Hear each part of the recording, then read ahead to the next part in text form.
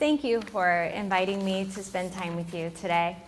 My name is Teresa Downing-Matibag, and I serve as the Executive Director of the Network Against Human Trafficking. And I also serve as a member of the Iowa Office of the Attorney General's Working Group on Human Trafficking, the Human Trafficking Enforcement and Prosecution Initiative. The Network Against Human Trafficking is a statewide coalition of some of Iowa's leading anti-trafficking organizations.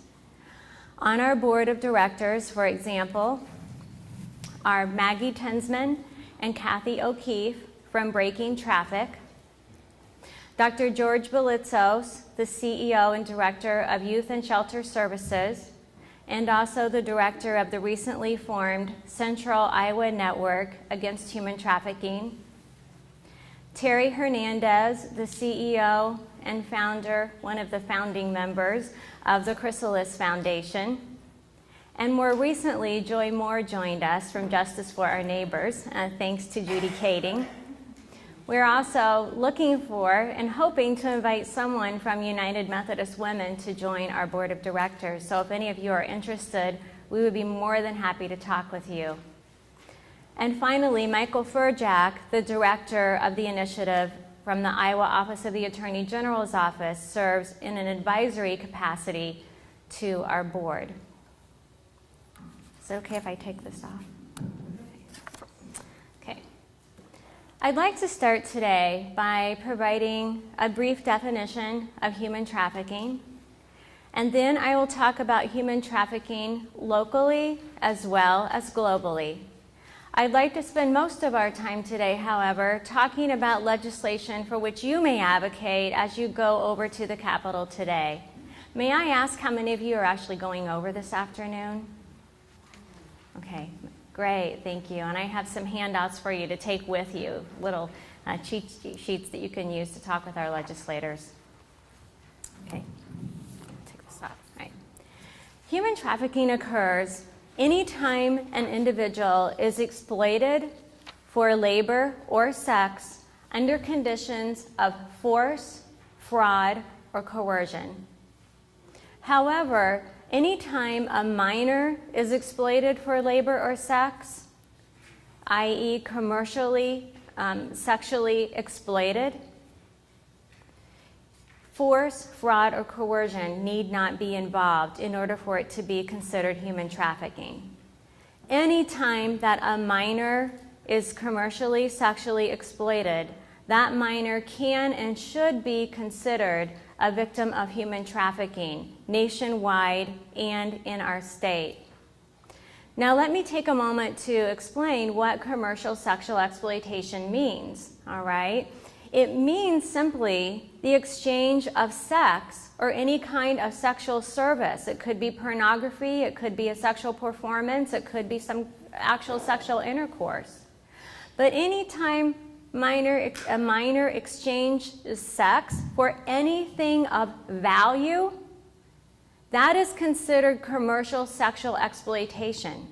So if a minor is homeless and walking the streets of Des Moines on a cold winter night like we're having now, and someone offers that minor a place to stay, and he or she finds that the condition of staying there is that he or she has to have sex with the person who offered them a bed, that is a case of sex trafficking and can feasibly be prosecuted as sex trafficking in our state. So commercial sexual exploitation can involve any kind of sex act in exchange for anything of value. It might be money, it might be a place to stay, it might be food, it might be a ride to another town. It could be something like drugs as well. People often ask me, Teresa, do we really have human trafficking in Iowa? Are kids really being bought and sold in hotels and truck stops and apartment buildings and the backs of vans and trucks in our state? And I have to say that the answer is unequivocally yes. I work with police officers, detectives, sometimes people from Homeland Security who are looking at this issue in Iowa. And what I hear from them every time we talk is, Teresa, we can't do it alone.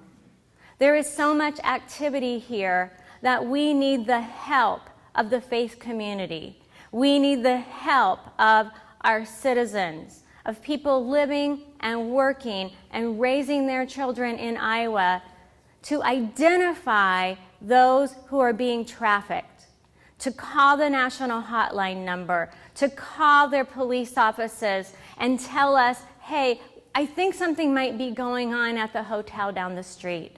Or I was just at a gas station and I saw a 14-year-old girl there with a man who looked like he could be her father, but I'm not quite sure that was the relationship they had. We need the people of Iowa to be educated on identifying the red flags of human trafficking and willing to call the national hotline and their local police offices to report what they see. Now let me share with you some indicators of human trafficking that we know of in our state. In 2011 alone, we had over 3,800 homeless and runaway youth in Iowa. Research shows that within the first 2 days of hitting the street, 1 in 3 of these youth will be approached for a commercial sexual transaction. Of those who agree to participate in such, for example, if they are alone and hungry and cold in the middle of January in Iowa, 75% of those minors will be trafficked.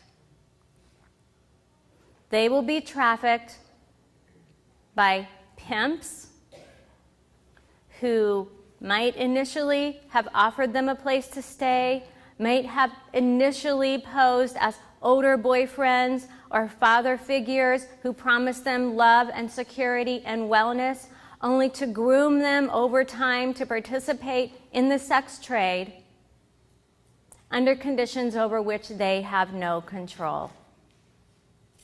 These children have to smile and pretend like they are enjoying being raped by the people they are sold to 10 to 20 times a day. Because if they don't meet the quota, if they don't bring the money back to their pimps, they will be threatened with serious bodily harm, if not death itself, or their family members and loved ones will be threatened. Sometimes their own children are threatened as well. Research currently shows that in the United States as well as internationally, when traffickers threaten young people with killing members of their families or hurting their little brothers and sisters, they have the very real capacity to carry out their threats, because they oftentimes know where these children's families live and where their little brothers and sisters go to school. So just because a minor might be standing on the side of the street or going into a hotel in Des Moines or hanging out at a truck stop knocking on doors and they look like they are there voluntarily, in the vast majority of cases, their lives or the lives of someone they know and love are being threatened. And that is what accounts for the smiles and the apparent willingness to go out and solicit. So here we have about 3,800 homeless and runaway youth who are vulnerable in our state. That does not even begin to account for the numbers of youth who are currently in foster care or living within the social service system, who are going to have a very difficult time transitioning to adulthood and may very well find themselves falling through the cracks and into the hands of a trafficker. That doesn't account for the thousands of children in Iowa who are living in families where they are witnesses to domestic violence, where they are susceptible to being abused or sexually or violently by their own parents, relatives, and family friends. It doesn't account for the youth who are in our homes in Iowa today, ready to make that decision to run away because living at home itself is not safe. I was told recently by an attorney who works for Youth Emergency Shelter Services here in Des Moines that they turn away over 500 kids a year because of lack of beds. I don't know where these kids are going, but one of my objectives is to find out what's happening to those for whom we do not have a place to stay in Iowa. Another indicator of sex trafficking in our state, in addition to the numbers of homeless and runaway youth, is the existence of what I will call legal storefronts for sex trafficking. The most common of these legal storefronts are strip clubs and escort services. We have approximately 200 legal escort services in Iowa. I don't know how many strip clubs we have, but I do spend a lot of time going to the internet and looking at how many there are in the various towns across our state. And I'm pretty sure that a parent would not be able to drive across the byways of our state with their children in their car and not see an advertisement for nude women dancing. I can't imagine, well, yes, I can because I'm a parent myself, how you explain to a 7-year-old girl and a 9-year-old boy sitting in your car with you why we have places of business where women take off their clothes and dance for mostly married men, or men who are engaged, or who have girlfriends who are counting on them to be faithful. We've had instances in Iowa of minors being trafficked through both strip clubs and escort services. The first case that was successfully prosecuted in Iowa involved 2 minors who were being trafficked through Big Earl's Key Club in Des Moines. But perhaps the most insidious, dangerous, and evil legal storefront for human trafficking in Iowa is the internet. Specifically, internet sites that allow people to advertise for escort services, erotic massage, and various other types of sexual services. Last night, I went to backpages.com and looked up escort services for all of Iowa. Over the past 4 days, i.e. between Sunday and Wednesday, there were over 175 ads posted for our state. That's over 45 ads a day that were posted. I can guarantee you that most of the people, most of the young women and sometimes men whose pictures are posted to Backpages and other sites that allow for the advertisement of sexual services are people whose lives are being controlled by pimps or who are just on the verge of having their lives controlled by pimps who seek them out, offer to meet them, tell them they can make more money if they work for them, and then end up putting them into sexual slavery. So over the past 4 days then, we've had 175 ads for escort services just in Backpages, but there are many other sexual service ads available on the internet as well. So just to conclude then, in terms of vulnerability that we're seeing in Iowa, we have a very large number of homeless and runaway youth, and we have a very active number of businesses that serve as legal storefronts for human trafficking. Okay. Now I'd like to take a minute to broaden our view to looking at some global issues in human trafficking. It is estimated that up to 27 million people are being held in slavery today worldwide. And most of this slavery is in the areas of labor and sex, although there are other kinds of slavery that exist as well. For example, trade in organs can be considered a form of slavery. When we started the Iraq War, for example, there was an uptake in organ trafficking, and we saw a rise in the number of infants and very young children being kidnapped for organ harvesting. Kids who are working as child soldiers are also considered victims of human trafficking, okay? But globally, most of the trafficking is in labor and sex, and we have up to 27 million people being trafficked today, which is the largest number of people we have ever had trafficked in the history of humanity. Human trafficking is a very profitable endeavor, generating over $32 billion in profits every year. It is the second most profitable illegal endeavor in the world, next to drug trafficking. One of the reasons that it is so profitable is that it's so easy to hide the victims, because the victims are often living and working in public spaces right along people who are there legitimately. Like the minors who were trafficked at Big Girls Key Club, for example. They were dancing with groups of dancers who were working there legally and getting legitimate wages.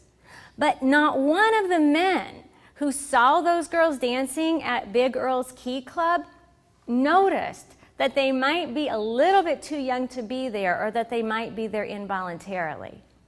So that's how it happens. People are trafficked in legal business venues, whether that's through strip clubs, escort services, hotels, at truck stops, etc.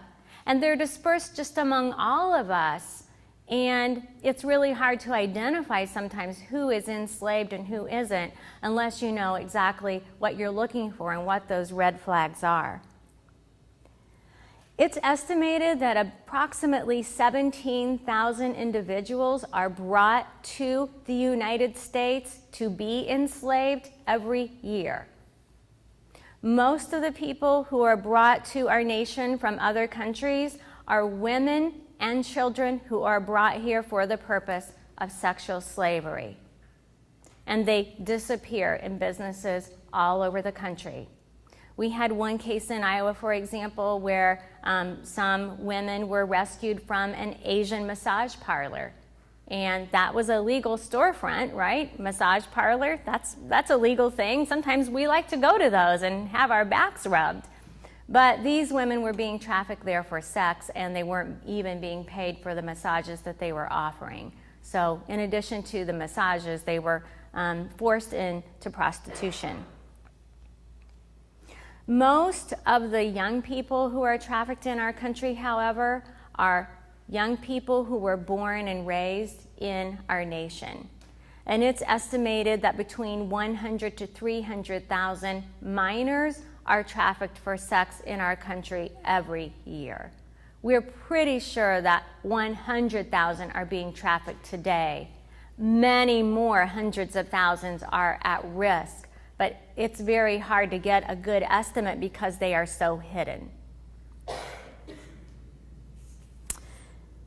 The last thing that I'll talk about before moving on to legislation, because I really want to focus today on taking action that's going to make a difference in our state and make Iowa the leading state in the nation in preventing this horrific crime.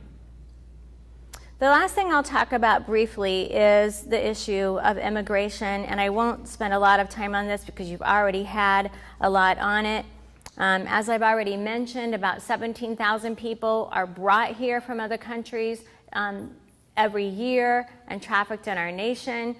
Right now, we have over 133,000 immigrants in Iowa, and some are undocumented. They are vulnerable to being trafficked for labor, especially if they don't speak the language. If they're here without documentation, they might be solicited by recruiters to work at companies only to find themselves in situations where their employers take any documentation they may have away from them and threaten to put them in jail or turn them over to immigration authorities if they don't cooperate. Perhaps the best example that all of you are familiar with of labor trafficking or labor abuse in Iowa, of course, is the Postville case of agri-processors, where over 300 immigrants were rescued from being abused and exploited for purposes of labor.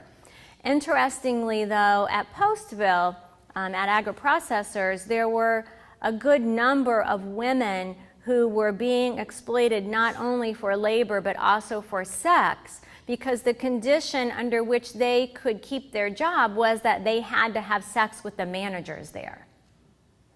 So these women were working under the table already, and they were being raped by the managers of agri-processors, and then they had to go home at night and spend time with their families and their children and not be able to tell their husbands what was happening to them. Unfortunately, when we did that raid of agri-processors, a lot of these people were deported. But my understanding is that some are being brought back now so that we can find out if there's a way to bring justice to their lives. Okay. So for immigrants then, I think that there is a need for sensitivity. There is a need to be alert to what their labor rights are and to advocate for those rights. And there's a very serious need to provide translation and interpretation services so that they can talk to people who have expertise in the area of human trafficking and tell their stories in an environment where they are safe from their abusers.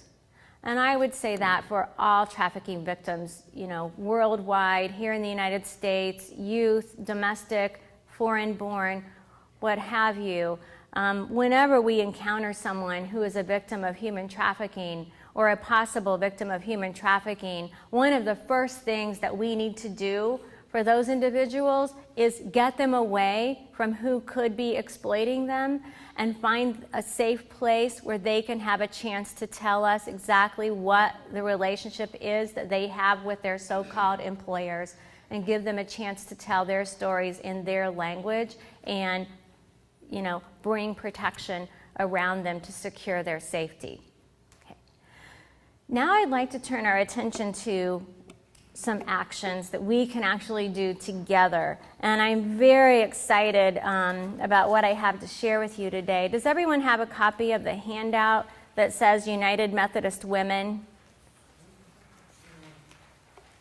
No? Oh, okay, thank you. Okay. So I've been talking with a policy advocate who is spending time at the Capitol and helping us to keep up to date on what's happening with human trafficking legislation. And I'm delighted to announce today that we have two individuals who are actually working on anti-trafficking legislation with the hopes of forwarding bills this week by Friday. And one of those is Senator Rita Hart, representing Iowa Senate District 49 for Clinton County and Northern Scott County. And the other person is Representative Sharon Steckman, representing House District 43 for Mason City. Okay, does everybody have a copy now? Okay, so what I would like to do now is draw your attention down to letter B on the front page of the handout titled United Methodist Women. And this is something that I would just encourage you to take with you today when you go to the Capitol. So once again, there are two legislators who are writing anti-trafficking bills. So we might actually have two bills going forward this week. One is Senator Rita Hart, and the other is Representative Sharon Steckman. Now, I talked with Maggie Tensman, who is the founder of Breaking Traffic, last night, and a former senator herself. And here is what she has recommended to us as a group. She said that we need Linda Miller's or Dave Heaton's support. They are Republicans. She said that we have to have Republican support in the House because they are the majority party in the House. So she suggested that if any of you know of your Republican representatives from your districts, that you try to approach them today, or approach them by email or by phone or however you can, and ask them if they will sponsor our anti-trafficking legislation in the House. She recommended that we talk with Dave Heaton because he is on the Appropriations Subcommittee for Health and Human Services, and he would be the person who would help to allocate funds, for example, for a facility that would provide restorative services to human trafficking survivors. She also recommended Linda Miller because she is the chairperson of the Human Resources Committee or Subcommittee in the House. And she said that when we go there today, we need to ask them to try to finish the bills they are working on today. Because Friday, tomorrow, is the last day that we have to complete a bill this week, and most of our legislators will be leaving town on Friday. So we can put a little fire under them, right? We can help them along a little bit. All right, so what is going to be in these bills? All right, now Danielle Osgood-Thole, who is the policy advocate I told you about with the Child and Family Policy Institute, gave me a list of some of the possible items that may be in the bills, and this is what you might want to focus on when you are talking with your legislators today. If you go down to letter C, please, on the first page, it's titled Possible Content of Bills. And there are two key objectives that are being sought in the bills or legislation under consideration now. One is the objective to protect victims of human trafficking in the justice system. And the other objective is to ensure the safety and restoration of minor victims of sex trafficking by actually offering a diversion program for them, which would involve providing a facility specifically for them with trained staff who can engage them in restorative services to help prevent them from going back to the street, and also help them to make their way in life, for example, by finishing high school, earning their GEDs, having highly trained counseling available by counselors who are trained in human trafficking and the types of trauma that children experience when they're victimized, and also by offering therapeutic services like art therapy, skills building, self-esteem building services that will just help to reinforce these young people's strength so that they can return to our communities as productive and thriving citizens. So that is B, the option of establishing a diversion program. Now, Danielle shared with me that our legislators are considering a model program from New Jersey. The one that they built in New Jersey cost about $2 million. And we don't think we'll be able to get quite that much in Iowa. But we're hoping that Dave Heaton might be able to help us figure out how some funding might be allocated to the development of a restorative facility in Iowa, because we really do need one. Right now, our youth are being sent to juvenile detention when they're caught up in prostitution stings, and it's not a good place for them to be. Mm-hmm. There's an empty facility in Toledo. Yes, thank you for saying that. If United Methodist Women could talk our governor into taking that facility and renovating it to help kids, that would be wonderful. You know, I'm glad they fired everybody who worked there, because I think the culture was so destructive there that they needed to clean house. The cost of it for 20 students was way too high. Well, if you could, you know, if UMW would be interested in writing a proposal to the governor to use that facility to serve youth, I think that would be absolutely fantastic. Okay, and then going back to point A in terms of policies to protect youth in the justice system, these are the ones that I think have a pretty good chance of actually making it into a bill that will come up for a vote this session. And let me just go over those briefly. The first one, is everyone with me on the back page? Okay, the first one is a request to classify minor victims of sex trafficking as children in need of assistance. If they can be classified, and this is a formal legal term, as children in need of assistance, this would guarantee them the right to be placed in a secure facility where they would receive mandatory services by trained staff.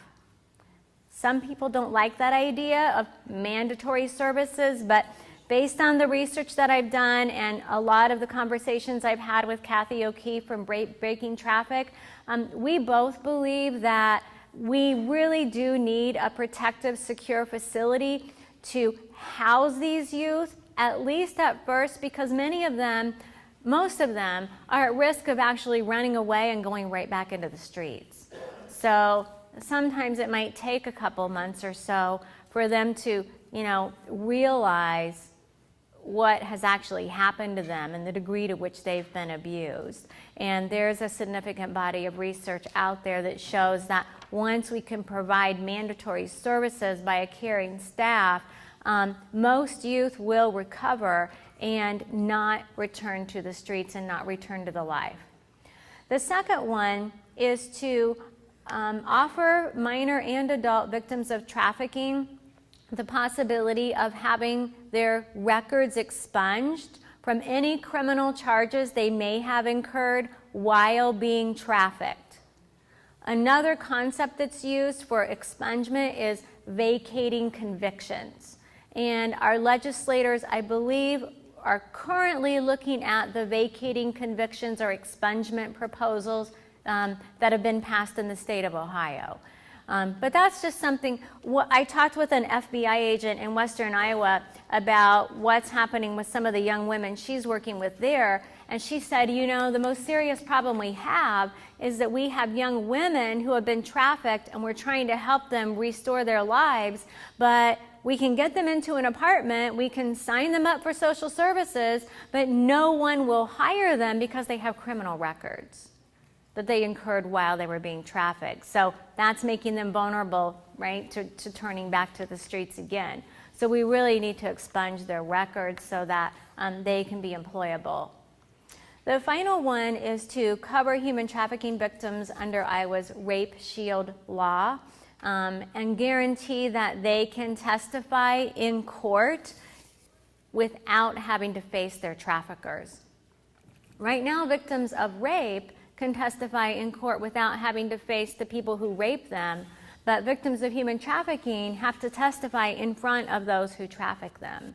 And that can be very traumatic, as you might imagine, and we get much better testimonies if they can testify in, you know, a more protective judicial system. Last night, I was corresponding with an attorney from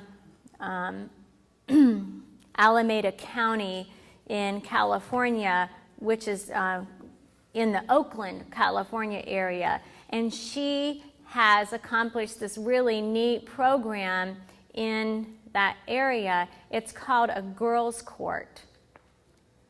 They have so many cases of human trafficking in the district where she works in California that they got a federal grant to address the issue.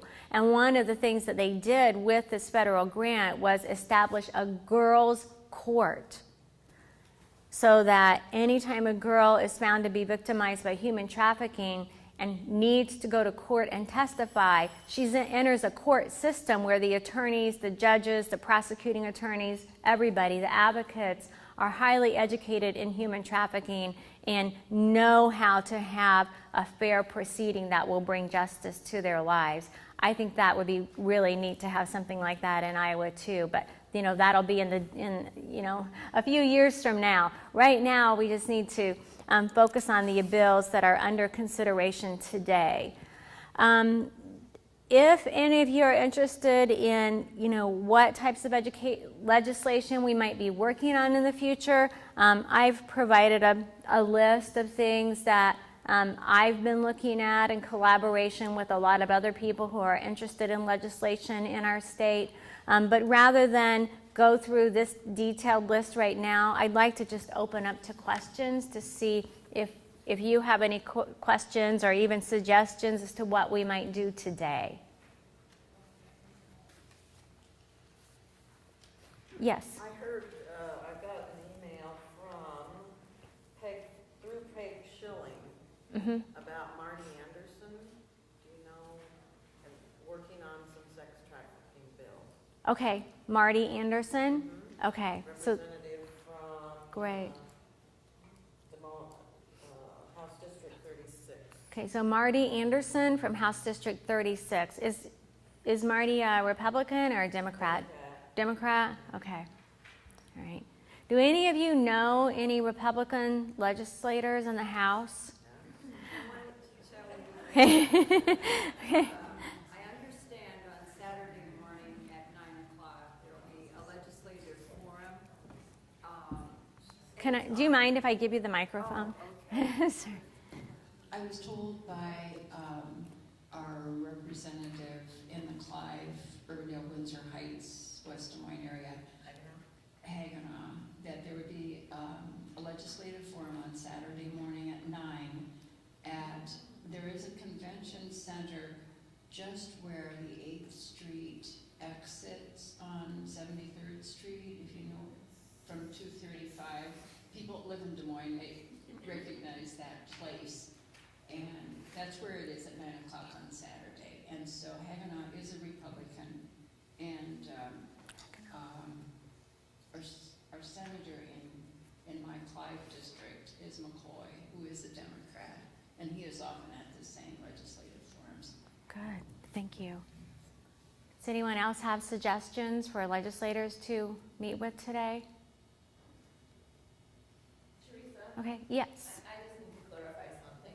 Okay, do you mind if I give this to you? No, So I can. probably talk longer than not needed, but I just need to clarify something. While I agree that minor victims of human trafficking should be child in need of assistance, just because you're adjudicated a child in need of assistance does not automatically guarantee that you will be in a locked facility, a secure facility. Oh, okay, Most, okay. if not all, child in need of assistance children are not in secure facilities. Oh, They're really? in facilities that are not locked. Oh, okay. Treatment centers may be, Mm-hmm. and sometimes even if you're just adjudicated a child in need of assistance, does not even guarantee placement. So that in and of itself is not a guarantee to Okay. a secure facility. All right, yeah. Well, I'm glad you clarified that because we were talking about child in need of assistance in relation to a secure facility and thinking that they would go right into that. Okay, well, thank you. And on those facilities, there's usually a waiting list to get into the facilities that we have that are for child in need of assistance. Okay. So where do the kids go while they are on the waiting list? Usually in foster care. Foster care? Is that something that United Methodist Women? Or shelter care? Okay, and they can walk out. Yeah. Yeah, yeah. The doors are not locked. You can get out from the inside. Not Yeah. always in from the outside, but Yeah, I spent Never get out of their own home, right? They just that's true. sit there, not even removed. right. That's not a guarantee. Yeah, I spent about 6 weeks at Youth Emergency Shelter Services observing there, and they shared the same thing. They said, we can bring youth here, And they can stay here and they will be safe here, but we can't stop them from leaving. So right now they're looking into a grant in order to house specifically sex trafficking victims, you know, in what might be a more secure environment, but we're not there yet. Oh, okay. I'm very happy to be here today, and what I'm here to do today is to share a little bit about what the East Central District has been doing. And I'm going to take a different turn from what we've been talking about so far, and just talking about lots of little things that each and every one of you can be a part of.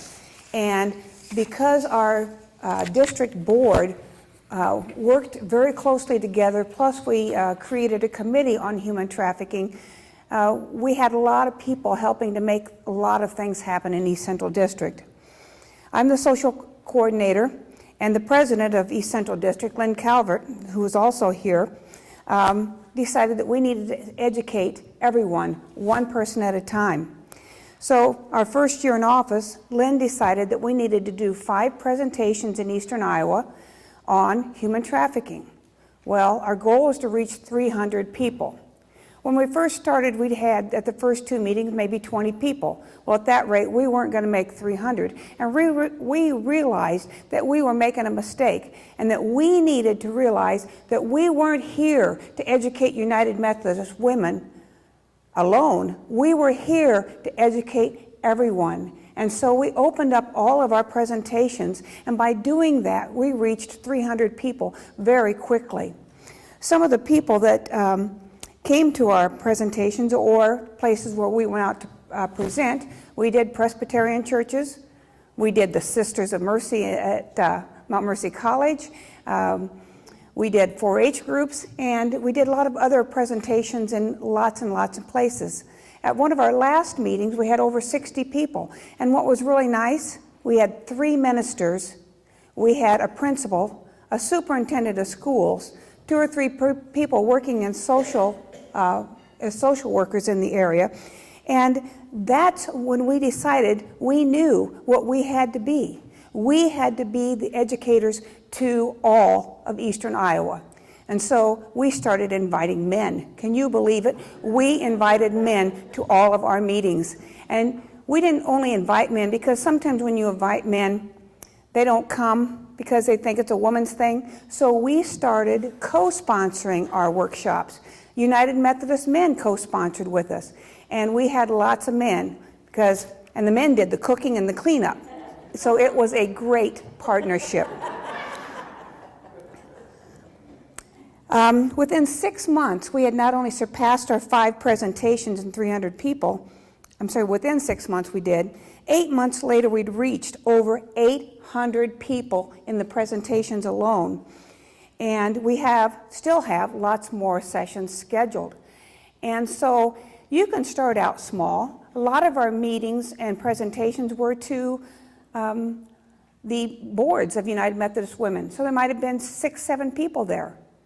But every single person you talk to can make a difference. And so it is that I'm here to ask you to do those little things. Start talking. I even talk to the grocery store clerks. I carry a purse that's fair trade, so everyone will go, whoa, that's an unusual purse. Oh, do you know about fair trade? Do you know about human trafficking? And that's what I'm asking each of you to do as well, to talk to everybody. I was at a funeral last week. I met a truck driver. So I talked to him about human trafficking. I wanted to make sure he knew that it was happening and that he definitely should not be involved in those activities. He assured me he wasn't. I go to breakfast once a month with my friends that are retired from the school I taught at, and we talk about human trafficking, and I tell them about fair trade. And I play a lot of tennis, so I tell my tennis friends that I play with, I even tell my opponents when I'm playing them. Nobody is safe, and that's exactly what we have to be. We cannot let anybody be safe from what we have to tell them, because we have lots of wonderful things to make happen. Now, Breaking Traffic, fantastic organization, and I'm extremely impressed with them. They do lots of things. They provide all kinds of diapers, clothing, clothes for the women, soap, shampoo for victims who are, when there are stings. And that is a wonderful part of their mission. But a new thing that's happening that I just love, and you can go online to Breaking Traffic and you can see one of their billboards. They are putting up billboards throughout Iowa that says, trafficking is happening here. And I definitely am going to donate to that cause, but I'm going to specify that they have to put one up in Cedar Rapids so I can look at it a lot. We've also talked a lot about fair trade at all of our meetings and presentations on human trafficking. And fair trade guarantees ethically produced merchandise. I have passed out today already. If you haven't received them, you can ask me for them at lunch. But lists of fair trade stores in Iowa, I don't have all of them, but I have quite a few, and that might give you a place to start. I've also passed out bookmarks about fair trade, an excellent list of the 8 principles of fair trade, the best list that I've ever seen, and I brought the book where I got that list from if you want to look at it today. I also have catalogs from Global Girlfriend. That's my favorite store in terms of buying fair trade, and they have a lot of fantastic stuff. We have sold over $2,500 worth of fair trade, and every single bit of that money goes to help prevent sex trafficking, and that is internationally. The number one thing that the women do when they get money is they send their children to school. The number one thing that keeps children out of sex trafficking is school. So we are doing a great job of helping to keep people out of human trafficking by buying fair trade. Please consider that. I'm just going to very quickly mention the current bill in the U.S. House of Representatives is H.R. 3344, and it's called the Foreign Labor Recruiter Bill. A lot of people are recruited internationally. Hey, come on over to the United States, I've got a job for you. Great wages, you'll be able to send money back to your family.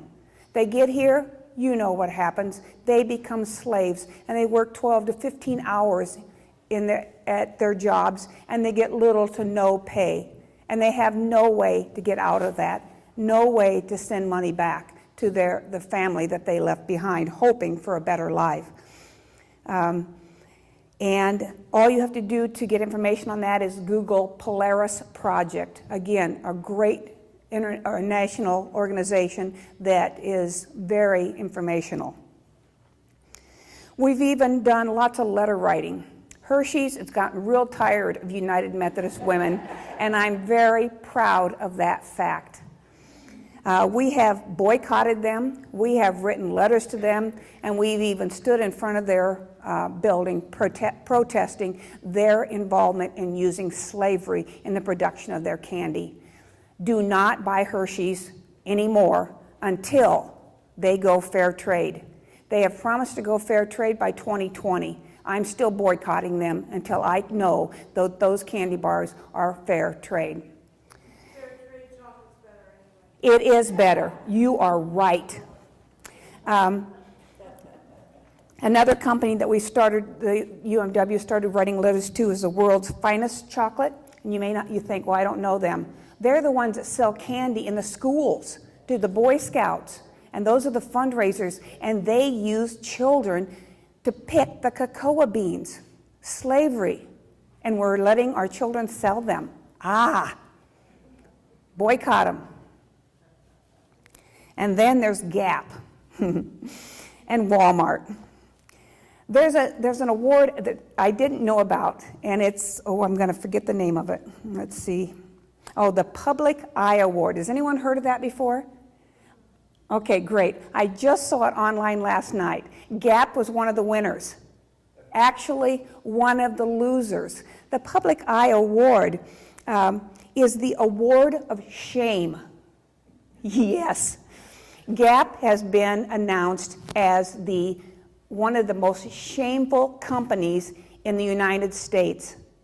They use lots and lots and lots of slavery in the production of their clothing. Boycott them. stand outside a Gap and say, did you know their clothes are made by slaves? And the thing that happened that brought them to the public eye for the most part is that, and I'm sure you've heard about all the fires in Bangladesh, and I'm sure you heard about the building collapse that killed 1,100 people. Now, Bangladesh is the #1 producing country for garments in the world, because of course all of the people involved making those clothes are slaves. Slaves don't cost you much money, so they can produce their clothing at a lower cost. Now, those 1,100 people were killed. There were over 100 companies involved in using this one company, this one building that collapsed, to produce their clothing. Over 100 companies. And what's good, over 100 companies stepped up and said, I care about the victims. We will help the victims. We will help the families of the victims. But Gap? No. Gap refuses to step up and help. They refuse to step up and admit that they did anything wrong at all. The CEO of Gap makes over $4 million. Think about it.